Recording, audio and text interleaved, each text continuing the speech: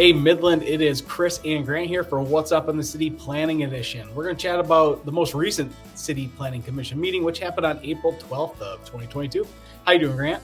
Hey, doing well, Chris. Good to see you. Great to see you. Grant, let's talk about that whole meeting. So let's first hit on site plan number 417, which was Home Suites reapproval.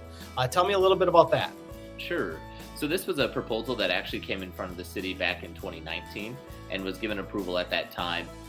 It's located right at the intersection of T. Moore and Ted Doan on the north side of the city, just north of Joe Mann Boulevard, adjacent to a couple other hotels in that area.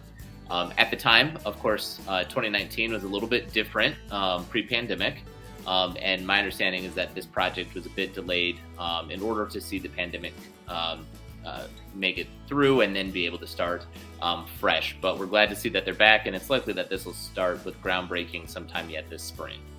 Cool. Good to hear.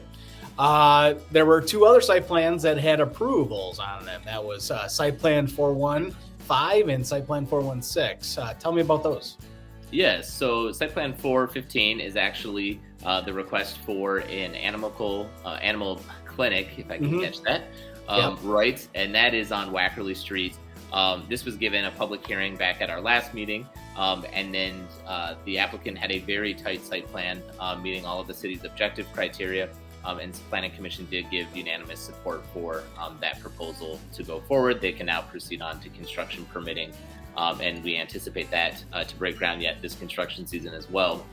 416 is actually the request for McLaren Dental for a parking lot extension and a future medical office building. That also had a couple of items that were discussed at the public hearing that were submitted and revised by the applicant ahead of this last meeting. And so Planning Commission did give unanimous approval of that site plan as well, allowing them to move forward with construction permits as well. Good. And I wasn't part of the last Planning Commission meeting, but it looks like there was a site plan that was taken off the agenda. Is that correct? That's correct. So if you recall back at our meeting at the last part of March, we did have a proposal for Hunter's Ridge, which is a 6-unit single-family home residential development. There was a lot of neighbors that did come out and talk about concerns around drainage and impacts to wetlands.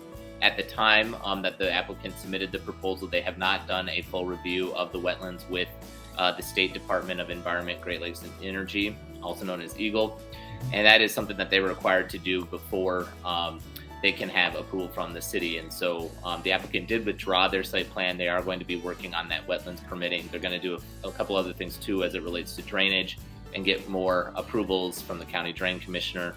And then when they do come back, they'll actually start the process over with a new public hearing with new notices that'll go out to the public as well via mail.